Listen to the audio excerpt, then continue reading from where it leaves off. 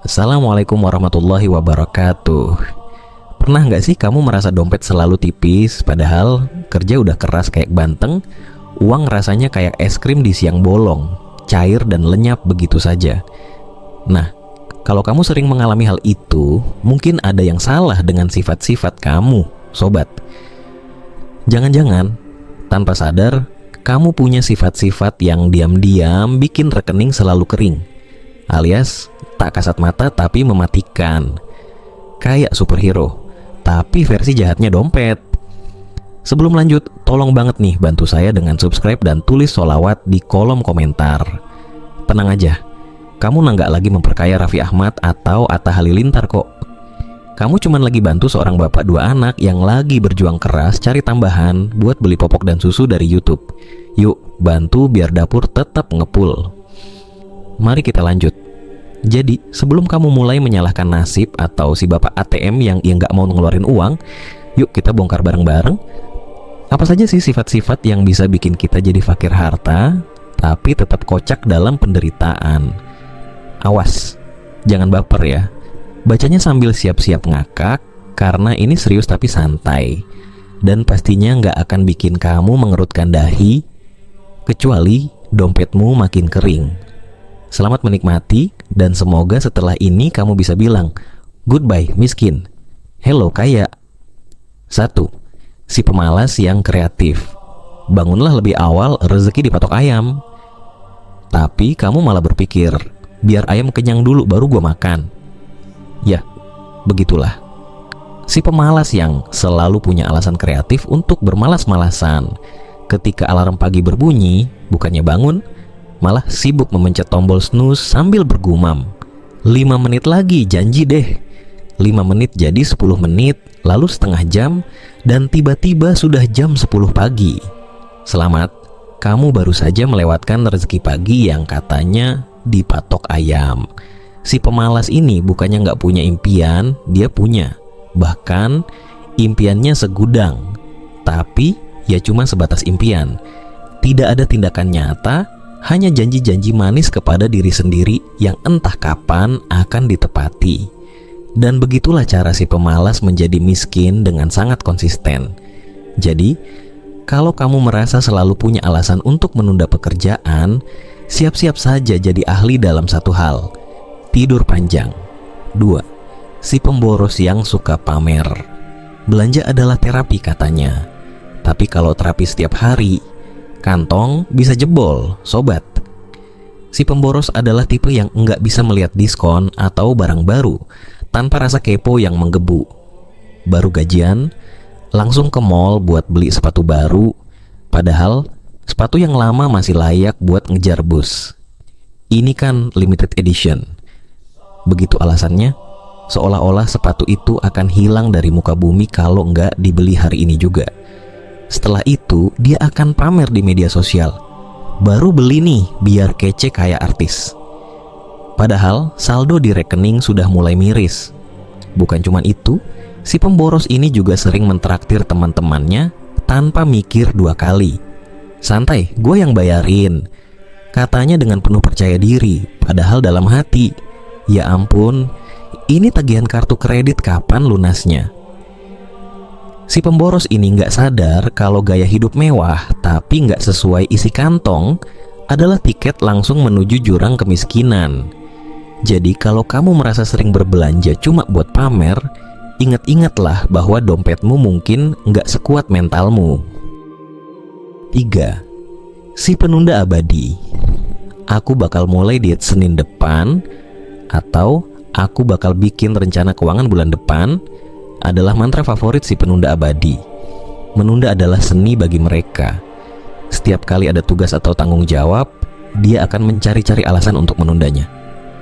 Aku perlu riset lebih dulu, katanya ketika diminta membuat keputusan. Risetnya? Ya, browsing medsos sambil ngopi. Nggak heran kalau akhirnya dia nggak pernah benar-benar memulai apapun. Sifat menunda-nunda ini adalah akar dari segala kemiskinan. Banyak peluang yang terlewat karena kebiasaan menunda. Saat orang lain sudah berlari kencang mengejar impian, si penunda masih asyik di zona nyaman. Duduk santai sambil berkata, "Nanti aja, masih ada waktu kok."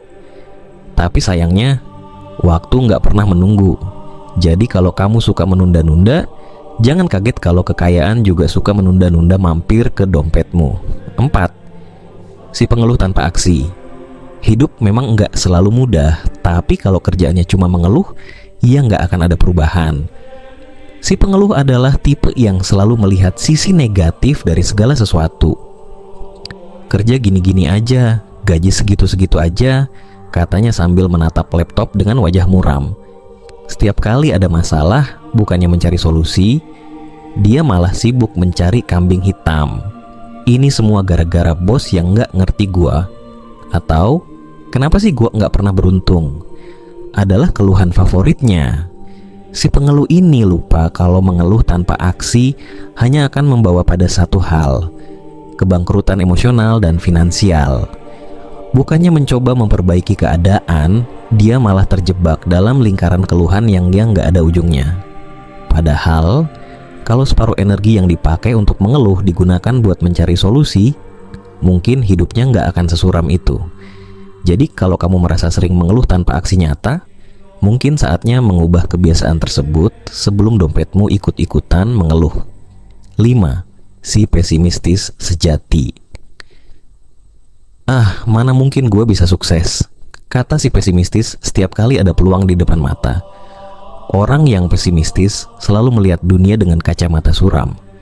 Baginya, segala sesuatu pasti akan berakhir buruk. Nggak usah coba deh, nanti gagal. Begitu pikirnya. Padahal, dia belum pernah mencoba sama sekali. Si pesimistis ini seringkali nggak sadar kalau pola pikirnya yang negatif adalah magnet bagi kemiskinan. Karena selalu berpikir buruk, dia jadi takut mengambil risiko, dan akibatnya banyak peluang bagus yang terlewatkan begitu saja. Dia selalu berfokus pada apa yang bisa salah, bukannya apa yang bisa benar. Ini adalah salah satu sifat yang paling efektif untuk menjauhkan diri dari kesuksesan finansial.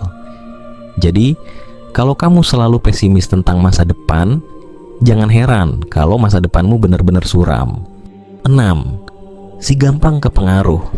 Kata si A, investasi di sini bagus, aku ikutan ah. Si gampang kepengaruh ini adalah tipe orang yang nggak bisa bilang tidak, apalagi kalau sudah dipengaruhi teman-temannya. Dia adalah pengikut setia tren, entah itu soal gaya hidup, investasi, atau bahkan keputusan besar dalam hidup. Kata orang, bisnis online itu cepat kaya. Jadi dia pun ikut-ikutan buka toko online, tanpa riset dan persiapan matang. Atau ketika teman-temannya semua membeli saham, dia langsung ikut beli meskipun sebenarnya nggak paham apa itu saham. Akibatnya, ia jelas bangkrut. Si gampang kepengaruh ini nggak punya pendirian kuat dan mudah sekali terbawa arus. Dalam dunia keuangan, ini adalah resep pasti untuk kegagalan. Tanpa pemikiran kritis dan strategi yang matang, keuanganmu bisa amburadul.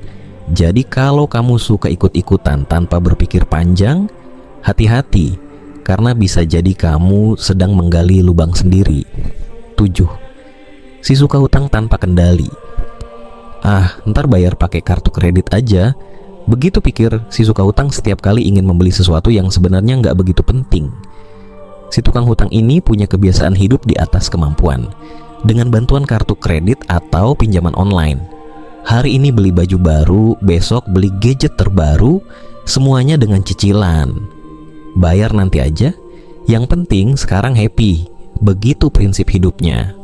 Tapi ketika tagihan datang, dia baru sadar bahwa bunga hutang tuh nggak main-main. Perlahan tapi pasti, hutang menumpuk dan akhirnya dia terjebak dalam lingkaran setan utang yang nggak ada habisnya. Sifat suka berhutang ini seringkali dianggap remeh, padahal bisa jadi salah satu penyebab utama kemiskinan.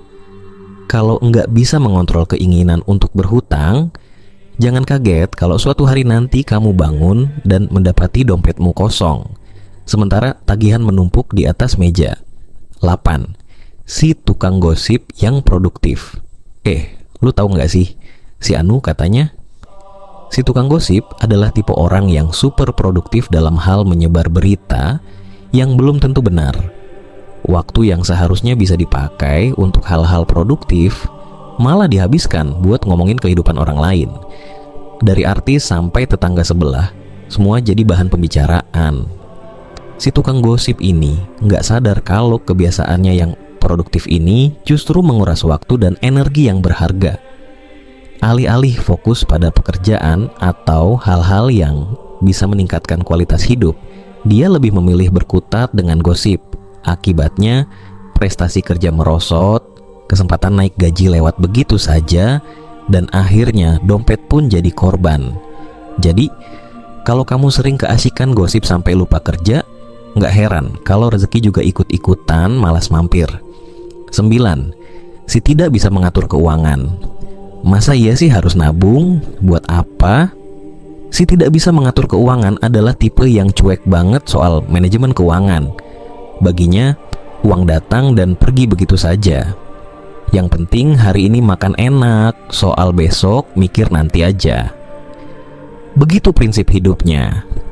Dia nggak pernah merencanakan anggaran bulanan, apalagi memikirkan investasi atau tabungan. Akibatnya, setiap kali ada kebutuhan mendesak, dia selalu bingung harus dapat uang dari mana. Si tidak bisa mengatur keuangan ini seringkali merasa hidupnya penuh kejutan, padahal sebenarnya itu semua hasil dari kebiasaannya yang nggak disiplin dalam hal keuangan. Tanpa perencanaan yang baik, keuanganmu bisa seperti air mengalir ke selokan, hilang begitu saja tanpa bekas. Jadi, kalau kamu merasa selalu kehabisan uang di akhir bulan, mungkin saatnya belajar mengatur keuangan dengan lebih baik. 10. Si nggak punya tujuan hidup. Ngapain sih repot-repot punya cita-cita? Hidup mah jalanin aja. Si nggak punya tujuan hidup adalah tipe yang hidupnya mengalir begitu saja tanpa arah yang jelas. Baginya, hidup ini seperti air yang mengalir kemana-mana tanpa kompas. Nggak ada rencana jangka panjang, nggak ada target, pokoknya yang penting jalanin aja. Si nggak punya tujuan hidup ini sering merasa nyaman dengan status quo, tapi sayangnya, status quo jarang sekali membawa pada kemakmuran. Tanpa tujuan yang jelas, hidupnya stagnan, nggak ada kemajuan. Akibatnya, dari waktu ke waktu, kondisi keuangannya pun nggak berubah atau malah memburuk. Jadi, kalau kamu merasa hidupmu nggak punya arah, mungkin saatnya menetapkan tujuan dan berusaha mencapainya. Sebelum kemiskinan jadi teman seumur hidupmu. Kita seringkali nggak sadar bahwa kebiasaan-kebiasaan kecil bisa berdampak besar pada kondisi keuangan kita. 10 sifat di atas adalah contoh nyata bagaimana kebiasaan yang tampaknya sepele bisa membuat kita terus-menerus berada dalam lingkaran kemiskinan. Mulai dari malas, boros, hingga tidak punya tujuan hidup, semua itu adalah jalan pintas menuju dompet kosong dan rekening minus. Tapi, kabar baiknya, semua itu bisa diubah.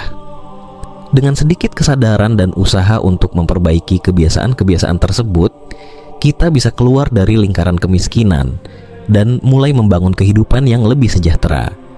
Jadi, yuk mulai sekarang, tinggalkan sifat-sifat yang bikin kita miskin dan gantilah dengan kebiasaan positif yang membawa kita menuju kesuksesan. Makasih banyak buat kalian yang udah subscribe dan komentar di video ini. Doa terbaik dari saya, semoga panjang umur, sehat selalu, bahagia dunia akhirat, dan dompet kalian bengkak terus. Kalau sampai kaya raya, jangan lupa traktir saya juga. Ya. Wassalamualaikum warahmatullahi wabarakatuh.